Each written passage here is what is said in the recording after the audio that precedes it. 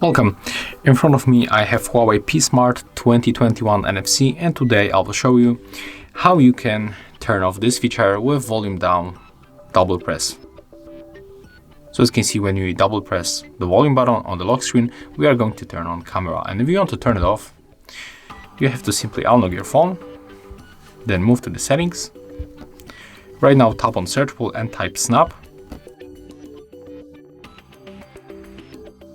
Then go for this feature and then simply click on this one. So right now when you lock a device and then double press the volume button, it is not going to be turned off. Turn it on. And thank you guys for watching. Leave thumbs ups, comments and subscribe to our channel.